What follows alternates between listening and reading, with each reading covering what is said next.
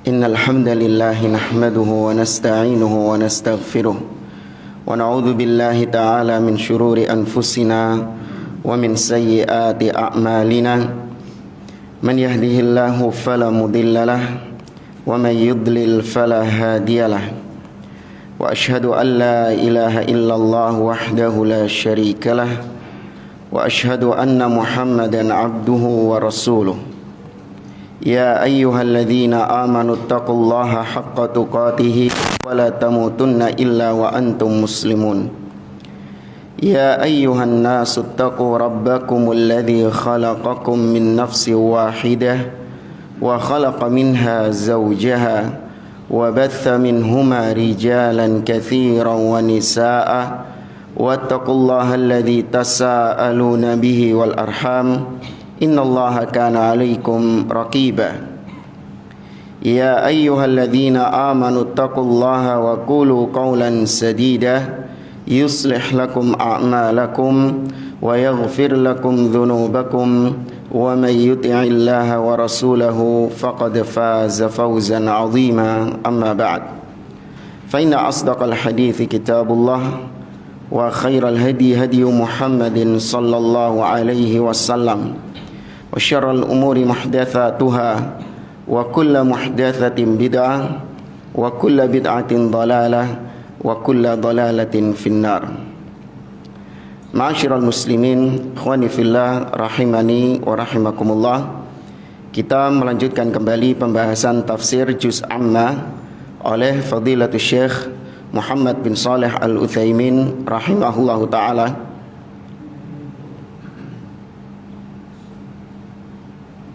Ya, kita sampai pada, kita masih membahas tentang tafsir surah Al-Kautsar.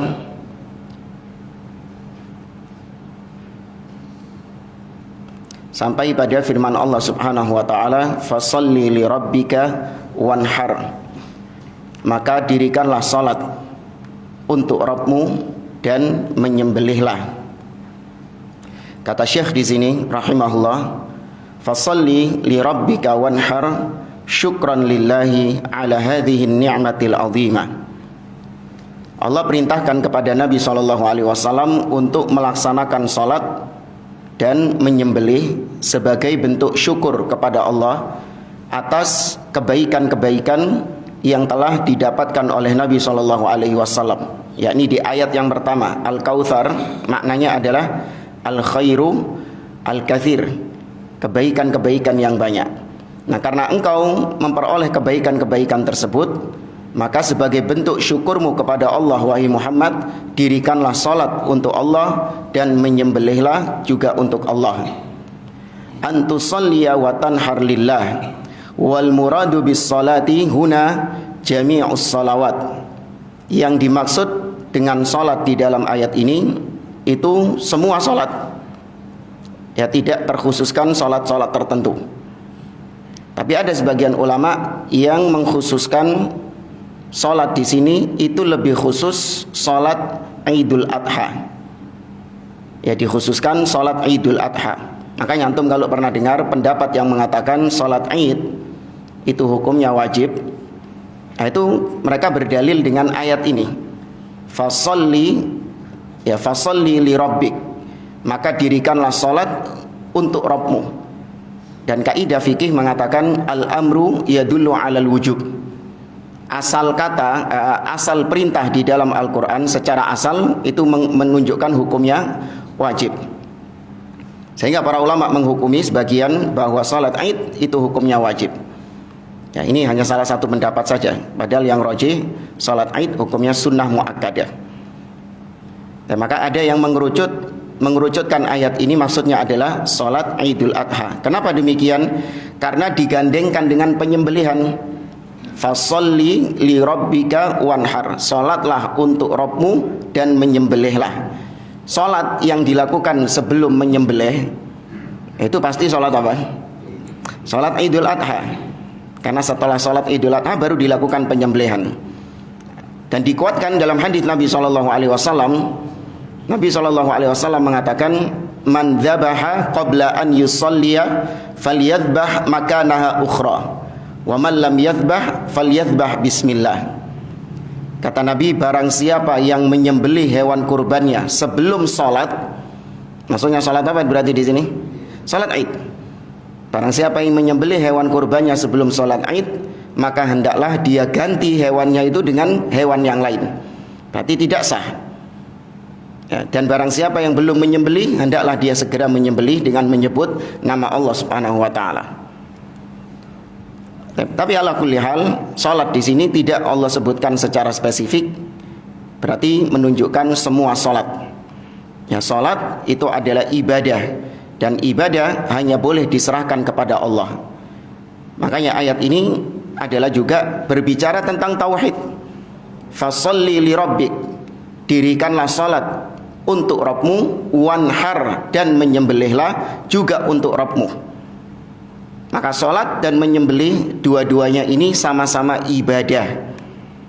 Ya, sholat dan menyembelih dua-duanya sama-sama ibadah. Maka tidak boleh diserahkan kepada selain Allah Subhanahu wa taala. Kapan diserahkan kepada selain Allah, maka berarti syirik.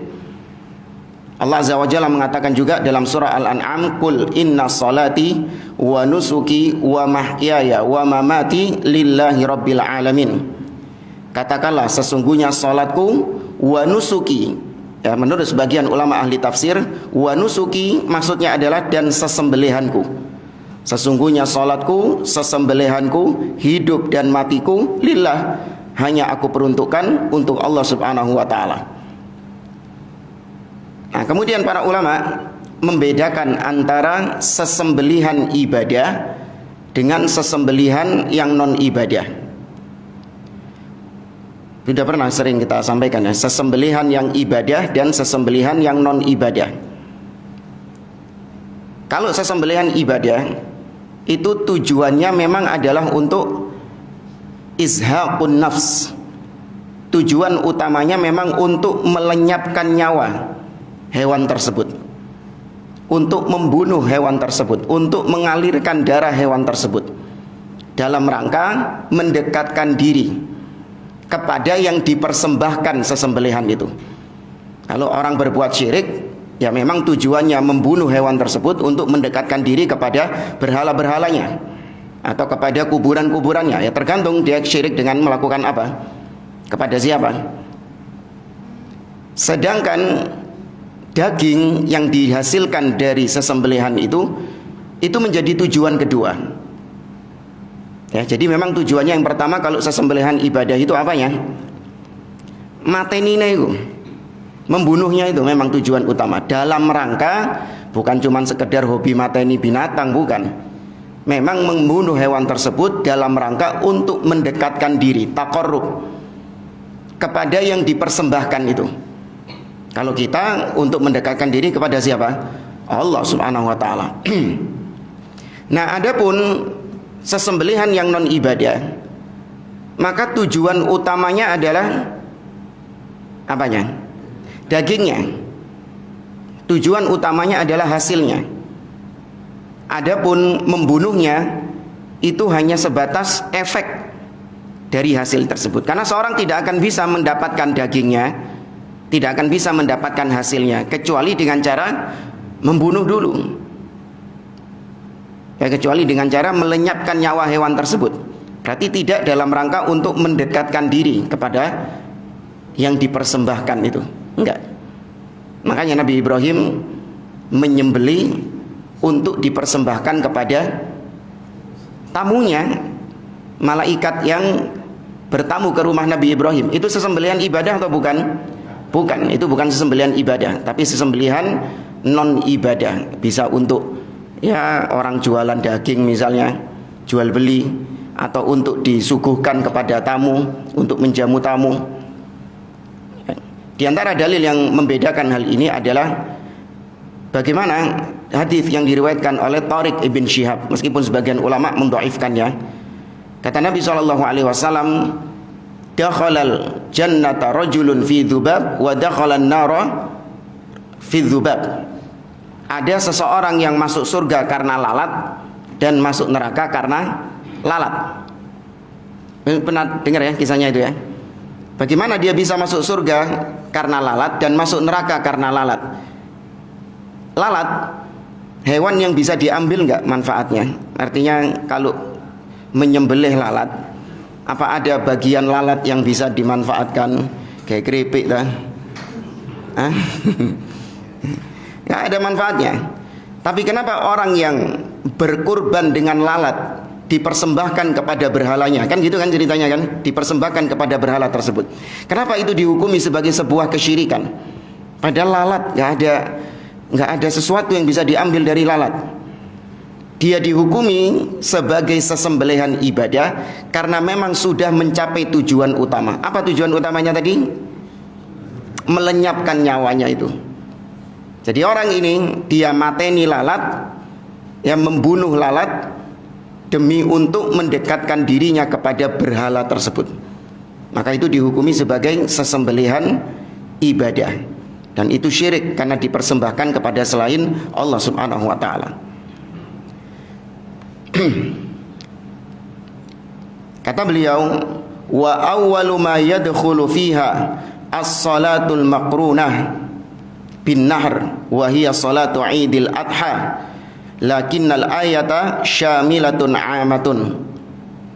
Tadi Allah mengatakan fasalli li rabbik, maka salat di sini umum.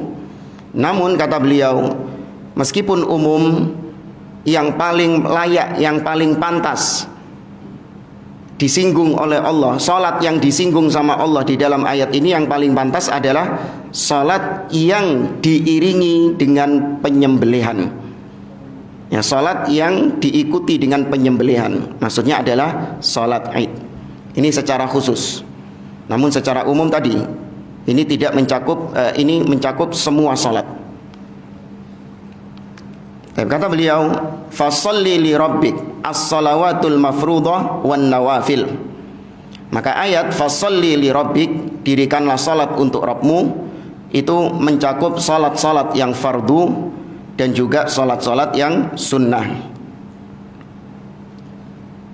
Salawatul Id wal Jum'ah, demikian juga salat Id dan salat Jumat masuk semua. Wanhar ay taqarrab ilaihi bin nahr.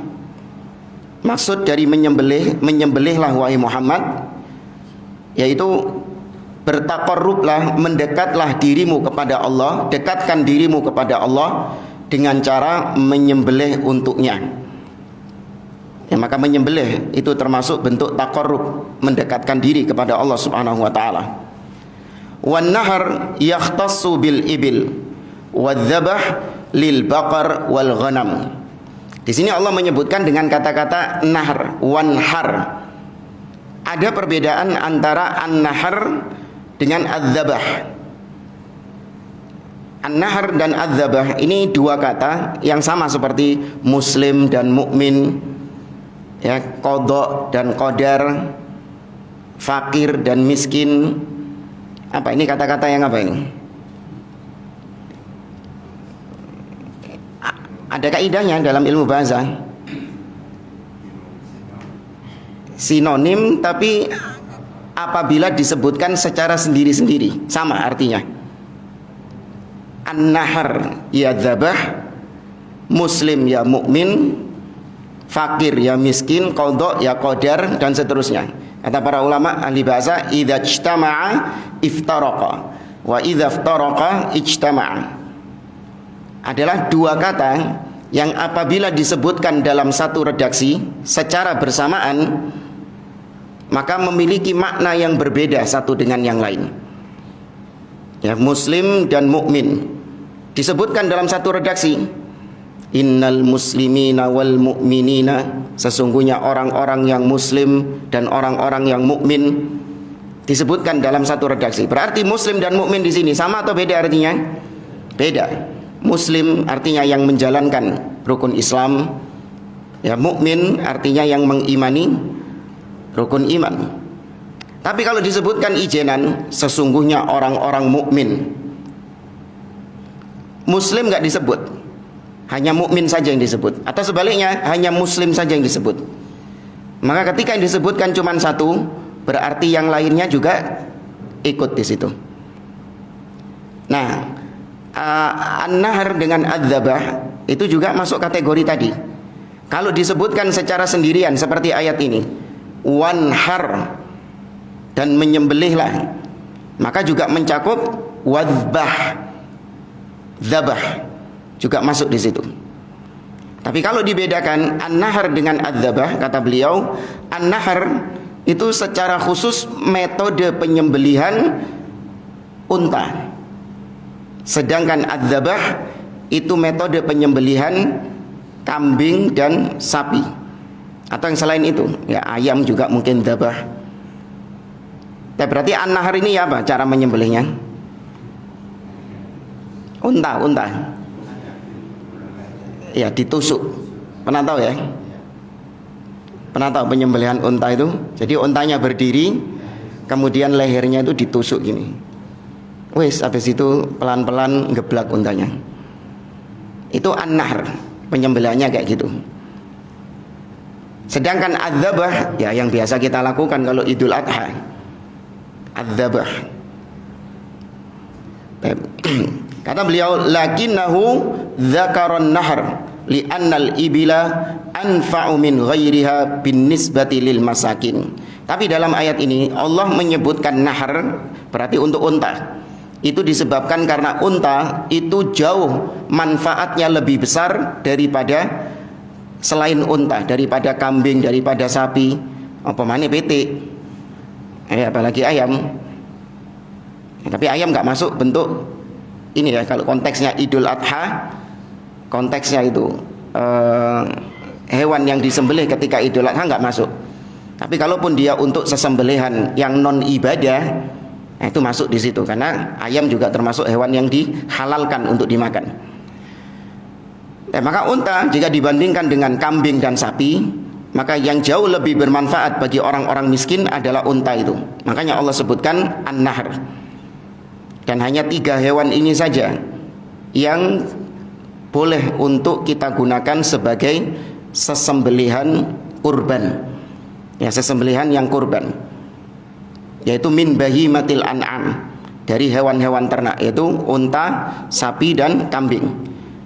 Dan varian-variannya, unta masuk di dalamnya jamus, kerbau, ya kan. Terus kambing masuk di dalamnya, ya kambing dengan berbagai macam variannya lah, sing etawa lah, murino, apa lagi, gibas, macam-macam jenis-jenis kambing itu. Ya, demikian juga sapi, ya unta, sapi, kambing dengan segala macam jenis-jenisnya. Walihada ahda an-nabiy sallallahu alaihi wasallam fi hajjatil wada' mi'ata ba'irin. Oleh karenanya Nabi sallallahu alaihi wasallam menyembelih hadiu, kemudian dibagi-bagikan dagingnya oleh Nabi sallallahu alaihi wasallam ketika haji wada. Beliau menyembelih 100 ekor unta. Ya, beliau menyembelih 100 ekor unta. Wa nahara minha thalathatan wa sittina biyadihi. Dan di antara 100 itu Nabi menyembelih sendiri dengan tangannya 63 unta. Ya, di antara 100 itu Nabi SAW menyembelih sendiri dengan tangannya 63 unta. Wa a'ta Ali bin Abi Thalib radhiyallahu taala anhu al-baqi fanaharaha. Adapun sisa untanya diberikan kepada Ali bin Abi Thalib, kemudian disembelih oleh Ali bin Abi Thalib. Wa tasaddaqa bi jami'i ajza'iha illa bid'atan wahidatan min kulli naqah. Dan kemudian dibagikan dibagikan dagingnya itu, semua sisi-sisi dagingnya, bagian-bagian tubuhnya disedekahkan oleh Nabi SAW, kecuali bagian-bagian yang memang disukai oleh Nabi. Di antaranya adalah ya pahanya. Fa akhadhaha wa ju'ilat fi kidrin. Kemudian Nabi mengambilnya, bagian yang disukai sama Nabi itu Nabi letakkan di kuali, fatabakhaha faakala min lahmiha. Dan Nabi SAW memasaknya dan kemudian memakan dari daging hewan kurban tersebut, atau hewan hadiu. Ini ceritanya ketika haji. wa syariba min maraqiha, dan kemudian Nabi SAW juga meminum apa istilahnya, kaldunya ya, atau kuah kaldunya itu.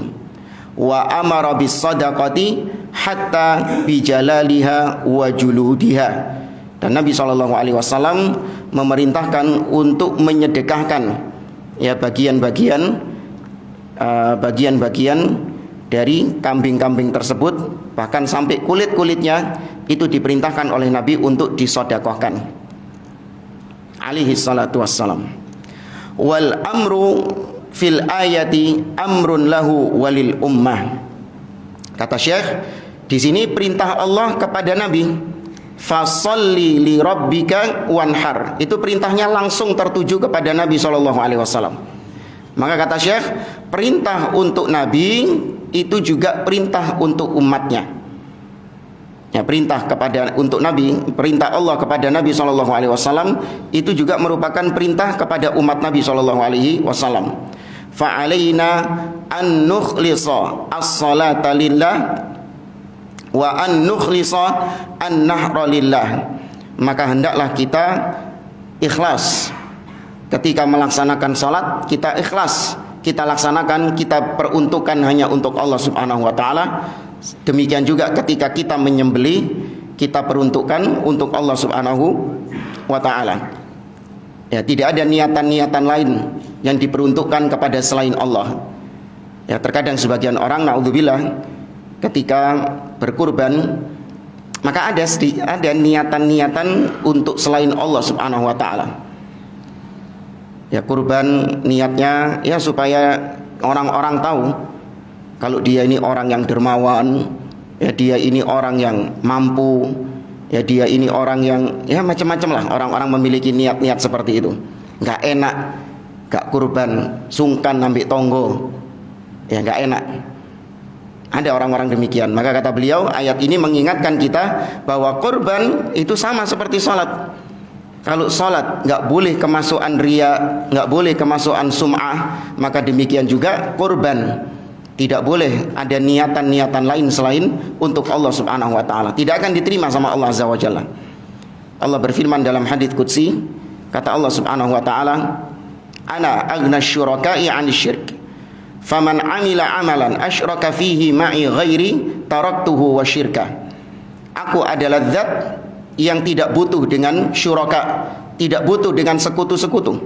Barang siapa yang mengamalkan atau beribadah dengan suatu ibadah, kemudian dia persekutukan aku dengan selain aku dalam ibadah tersebut, maka aku tinggalkan dia dengan apa yang dia persekutukan. Artinya ketika ada niatan-niatan lain selain untukku dalam ibadahnya itu, bercampur antara untuk Allah dengan selain Allah, bercampur, maka aku tinggalkan dia dengan apa yang dia persekutukan itu. Ya, maka kurban harus lillah ta'ala, harus untuk Allah Subhanahu wa ta'ala. Sebagaimana juga kata para ulama, salat itu kita ditekankan untuk memperbagus salat kita, untuk memperindah salat kita. Ya, tentu kita tahu hadis di mana seorang sahabat yang jelek salatnya, al-musi salatahu, seorang yang jelek salatnya, sahabat yang ditegur sama Nabi, "Shalli, irji' fa shalli fa innaka lam tusalli." Wahai fulan, kembalilah kau, laksanakan salatmu lagi karena kau sejatinya belum salat. Sampai 3 kali mengulang salatnya. Kenapa? Karena salatnya jelek kualitasnya, asal-asalan, acak-acakan salatnya. Sampai sama Nabi disuruh mengulangi. Ini menunjukkan kata para ulama bahwa salat itu dikerjakan dengan sesempurna-sempurnanya, semampu kita, sebagus-bagusnya, sesuai dengan kemampuan kita. Demikian juga kurban. Demikian juga kurban atau sesembelihan ibadah yang lain, mau kurban, hadyu, ya, atau akikah, ya, dan sesembelihan ibadah yang lainnya, hendaklah kita mencari yang paling sempurnanya semampu kita. Jangan mau ibadah yang ecek-ecek, yang nggak ada kualitasnya. Seperti sebagian orang ketika datang musim kurban, betul kurban dia, tapi ya gitu, yang penting kurban. Dia nggak melihat bagaimana kualitas hewan kurban yang ia persembahkan untuk Allah Subhanahu wa taala. Datang ke pasar kambing, ya, yang dicari pertama kali adalah kambing yang paling murah. Kambing yang paling murah, padahal dia mampu untuk beli yang lebih bagus kualitasnya. Dicari, Pak, mana yang kambing yang paling murah, Pak? Ini kambingnya. Wis kurus, ceking, watuk-watuk pisan. Iya. Berapa ini harganya, Pak? 1 juta. Sik dinyang sama dia. Ada yang lebih murah lagi kan? Ya, ketika diperingatkan, wahai fulan, kau kan bisa beli yang lebih bagus, beli yang lebih mahal. Ya, kata dia, oh ini kan sudah sah ini, usianya juga sudah cukup untuk kurban, ya kan, dan tidak ada cacat. Ini sudah sesuai dengan kriteria kurban. Iya, kalau sahnya tetap sah. Ya, kalau bicara hanya sebatas sah, ya tetap sah. Sama seperti orang yang melakukan puasa, seharian puasa dia dengerin musik, ya, seharian puasa dia nggak baca Quran, nggak zikir, nggak dimanfaatkan, seharian dia dengerin musik sampai berbuka puasa. Kalau bicara sahnya sah nggak? Sah. Seharian nonton film, ngabuburit ketika puasa, ya, yang ditonton ya segitu. Kalau bicara tentang sahnya tetap sah. Sama seperti kurban tadi, ini kan sah, yang penting sudah memenuhi kriteria hewan kurban. Usianya sudah masuk sekian tahun, ya, kalau untuk kambing 1 tahun dan seterusnya. Kemudian tidak ada cacat, ya kan, saya beli dengan harta yang halal. Yang penting sudah sah. Iya, sudah sah. Tapi kau kan bisa membeli dengan kualitas yang lebih baik. Ya, kata dia, alah percuma. Kambing ini, ceritanya kambing ini cuma 1 hari tok. Apa maksudnya ceritanya kambing ini? Kambing ini ceritanya cuma 1 hari tok. Dia disembelih, habis itu dibagi-bagikan. Sebagiannya saya makan. Selesai, habis ceritanya kambing itu. Iya kan? Habis ceritanya. Dia beli kambingnya H-1, misalnya H-1 Idul Adha. Nggak sampai 1 hari, besok setelah sholat id disembelih sama dia, dibagi-bagikan. Nggak sampai 1 hari ceritanya, selesai. Ngapain beli yang bagus, yang tanduknya gini, kemudian yang warnanya putih sama hitam? Ngapain? Kata dia. Beda kalau masalah-masalah dunia, beli HP, beli baju, beli mobil, baru kualitasnya yang paling bagus. Ya kan, karena dipakai tiap hari, ceritanya itu lama sih an. HP itu ceritanya masih lama, bukan 1 hari tok saya pakai HP, tapi setahun 2 tahun saya pakai terus HP-nya itu. Maka saya nggak mau HP yang ecek-ecek, ya nggak mau HP yang kualitasnya rendah, nggak mau. Baju nggak mau saya kualitasnya rendah, karena ceritanya lama HP ini sih an. Rumah, mobil, kendaraan, sepeda motor, ceritanya lama. Tapi kalau kambing sedino tok ceritanya. Ya, maka ngapain kambingnya yang bagus? Nah, ini kata para ulama, sungguh benar firman Allah Subhanahu wa taala, bal tu'thirunal hayatad dunya wal akhiratu khairun wa abqa. Kalian itu memang lebih mengutamakan perkara-perkara dunia kalian. Maunya kalau perkara dunia itu yang paling nomor 1. Nggak mau kurang lebih cek-cek itu, beli HP ono berete sithik gak gelem. Dibalik nonang tuku nih. Wah, ini ono nih kayaknya layarnya agak ini nih, tukar yang lebih baru lagi. Nggak mau ditukar sama dia, maunya yang paling perfect, yang paling bagus. Itu manusia kalau sudah urusan dunia, nggak mau yang ecek-ecek. Tapi kalau untuk urusan akhirat, untuk Allah Subhanahu wa taala, wis lah, kurang lebih lah. Iya, kurang lebih lah. Dikiranya Allah Subhanahu wa taala itu mudah untuk menerima amal soleh seseorang. Tidak. Allah itu selektif dalam menerima amal soleh seseorang.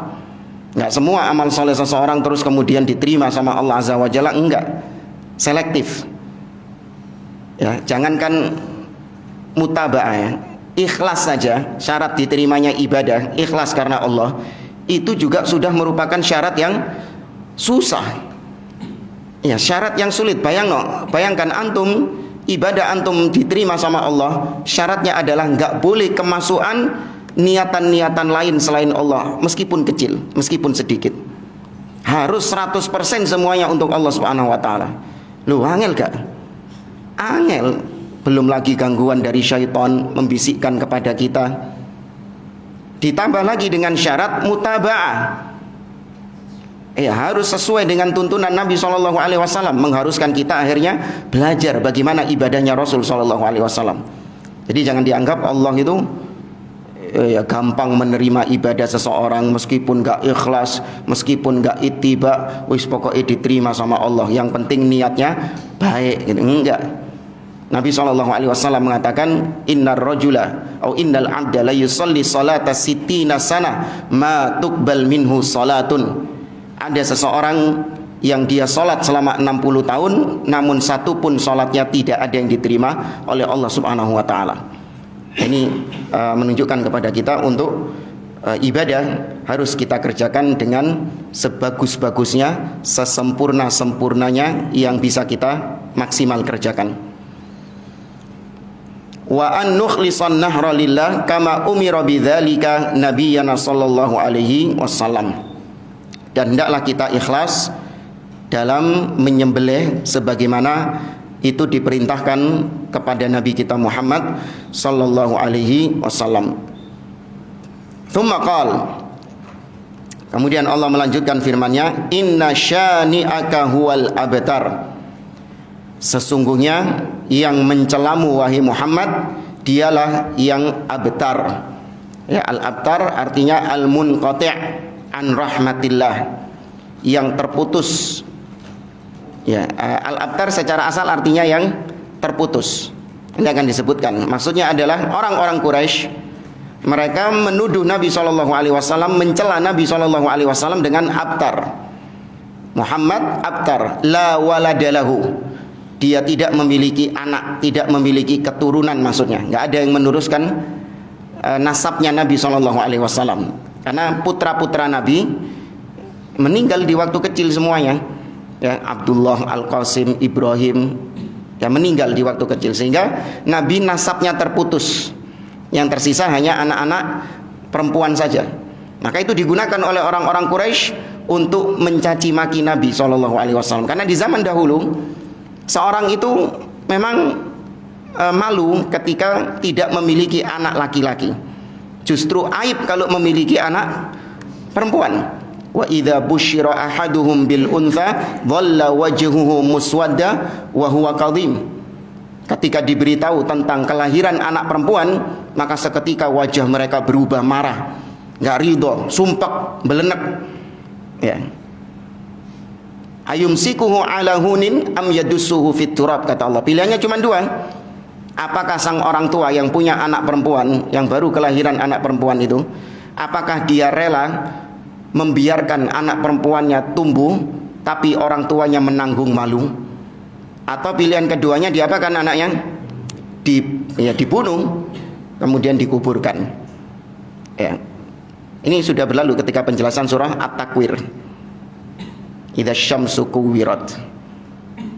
Apa ayatnya yang berkaitan dengan tadi? Anak-anak yang dibunuh. Wa idzal mau'udatu su'ilat bi ayyi dzambin qutilat. Ya, dan ketika anak-anak ditanya bi ayyi dzambin qutilat, atas dosa apa dia dibunuh? Ya. Nah, maka Nabi SAW kondisi Nabi yang hanya memiliki anak perempuan dan tidak memiliki anak laki-laki. Nah, kondisi Nabi yang demikian itu dijadikan bahan ejekan oleh orang-orang Quraisy. Nah, ini kalau dari sini kita tahu jamaah, orang-orang Quraisy ketika Nabi punya celah untuk diejek, maka mereka akan pakai celah itu untuk mengejek Nabi SAW, untuk menyerang Nabi SAW. Tapi tidak pernah Anda dapati mereka menggunakan celah Nabi menikahi Aisyah di waktu kecil atau di usia yang muda untuk mencela Nabi SAW. Paham tidak maksudnya? Ya, seperti yang dipakai sama orang-orang sekarang, orang-orang kafir sekarang, Muhammad itu pedofil dan yang lainnya karena menikahi Aisyah di usia 9, ya usia yang sangat muda belia. Nah, kita jawab, "Tayyib, kalau memang itu adalah sebuah aib di zaman tersebut, harusnya yang lebih dulu mencela Nabi SAW dengan celaan seperti itu siapa? Abu Jahal dan kawan-kawan harusnya. Tentu mereka lebih up to date dong timbangnya orang sekarang. Ya kan? Nah, itu menunjukkan bahwasanya tidak ada yang aneh di zaman tersebut. Ya, seorang menikah dengan seseorang di usia demikian itu bukan perkara aib di zaman tersebut. Aneh kalau dilakukan di zaman sekarang, iya, taghayyuruz zaman, karena perubahan zaman yang ada. Nah, Taib inna syani'aka huwal abtar hadza fi muqabil i'ta'il kautsar. Ini lawan dari ayat yang pertama. Kalau ayat yang pertama Allah menyebutkan bahwasanya Muhammad Nabi SAW sudah diberikan kebaikan-kebaikan yang banyak. Nah, konsekuensi daripada itu likulli ni'matin hasidan wa likulli haqqin jahidan. Setiap nikmat itu pasti ada yang hasad, dan setiap kebenaran pasti ada yang menentang. Ya, inna likulli haqqin hasidan wa likulli ni'matin, ya, apa tadi sih? Inna likulli haqqin jahidan. Nah, inna likulli haqqin jahidan wa likulli ni'matin hasidan. Sesungguhnya setiap kebenaran itu pasti ada yang menentang kebenaran itu, ada yang mendustakannya. Nggak mungkin kebenaran ketika disampaikan semua orang menerimanya, nggak mungkin. Pasti ada yang menentang. Demikian juga setiap nikmat yang didapatkan seseorang pasti ada yang hasad terhadap nikmat tersebut. Nah, maka karena Nabi mendapatkan Al-Kautsar, kebaikan-kebaikan yang banyak dari Allah, nikmat-nikmat yang banyak dari Allah, maka ada orang-orang yang hasad, yang iri dengki kepada Nabi SAW. Dan karena Nabi membawa kebenaran, pasti ada yang menentang kebenaran tersebut. Namun Allah Subhanahu wa taala ya menggembirakan hati Nabi ketika Nabi dicela bahwasanya dia itu abtar, terputus nasabnya, maka Allah mengcounter dengan mengatakan inna syani'aka huwal abtar. Sesungguhnya yang mencelamu itu wahai Muhammad, dia yang terputus, tapi bukan terputus nasabnya, terputus dari rahmat Allah Subhanahu wa taala. Ya, terputus dari kasih sayang Allah Azza wa Jalla. Inna syani'aka huwal abtar. Syani'aka ay mubghiduka. Syani'aka artinya adalah mubghiduka, yang membencimu wahai Muhammad. Wasyan'an huwal bughd. Karena yang dimaksud dengan syan'an itu adalah kebencian. Allah Azza wa Jalla mengatakan wala yajrimannakum syana'anu qaumin ala alla ta'dilu i'dilu huwa aqrabu littaqwa. Surat atau ayat dalam surat Al-Maidah, wala yajrimannakum syana'anu qaumin ala alla ta'dilu i'dilu huwa aqrabu littaqwa. Janganlah kebencianmu, wala yajrimannakum syana'an, janganlah kebencianmu terhadap suatu kaum membuat engkau tidak berlaku adil kepada kaum tersebut. Berlaku adillah kepada mereka, meskipun kau benci sama mereka, tetap berlaku adil, tidak boleh berlaku zalim. Kita wajib gak membenci orang kafir? Wajib kita membenci orang kafir, tapi benci gak harus zalim kepada mereka. Kita wajib membenci ahlil bidah, wajib membenci ahlil bidah. Namun membenci tidak harus mendolimi mereka, harus berbuat adil. Ya, jangan kebencian kita, ya, apalagi sekarang kebencian kepada orang-orang Yahudi, ya, kepada orang siapapun dari orang-orang kafir. Benci, wajib membenci, karena itu bagian daripada keimanan.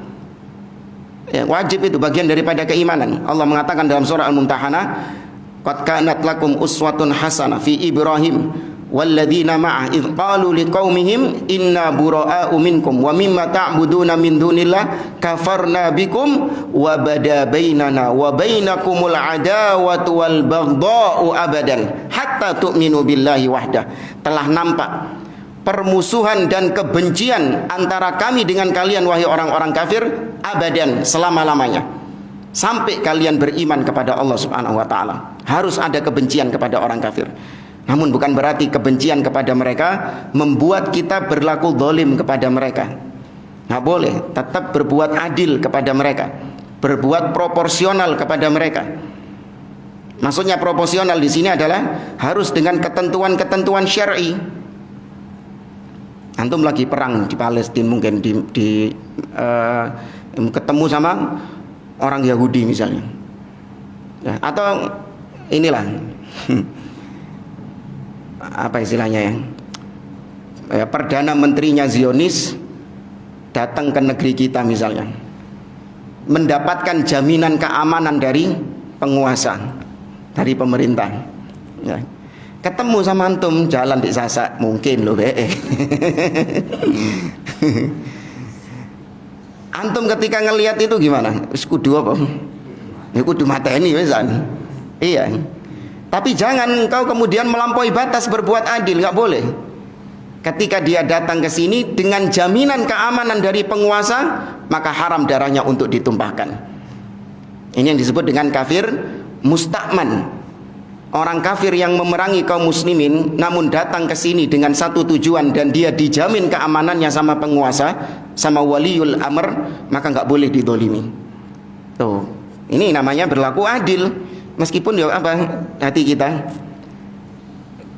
gemes, gregetan gitu loh gitu. Tapi jangan sampai kebencianmu kepada dia membuat engkau tidak berlaku adil.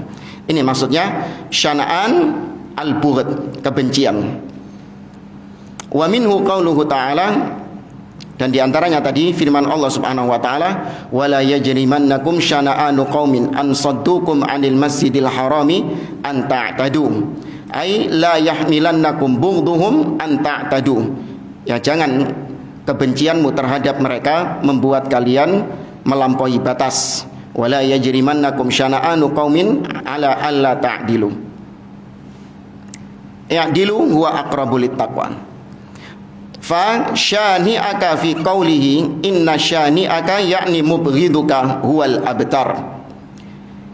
Syani'aka yang dimaksud dalam ayat ini adalah mubghiduka, yang membencimu wahai Muhammad.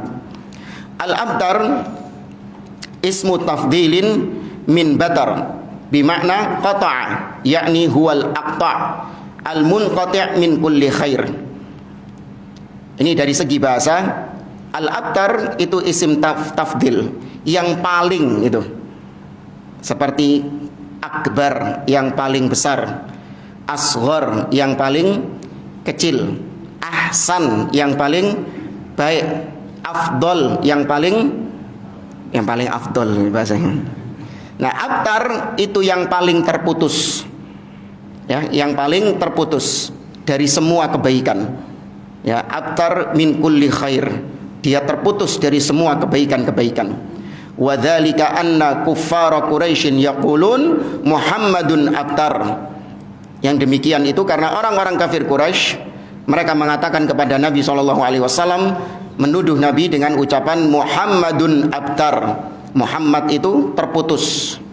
La khaira fihi, dia enggak ada kebaikannya sama sekali. Wala barakah fihi, tidak ada keberkahannya sama sekali. Wala fittibaihi, dan tidak pula ada keberkahan atau ada kebaikan dalam mengikuti agama Muhammad itu. Ini katanya orang-orang Quraisy. Abtar lamma mata ibnuhu Al-Qasim radhiyallahu taala anhu. Kata orang-orang Quraisy, Muhammad itu abtar ketika putra Nabi SAW Al-Qasim meninggal dunia. Qalu Muhammadun abtar la yuladu lahu.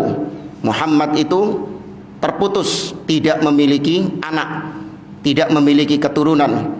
Walau waladalahu fahuwa maqtu'un nasl.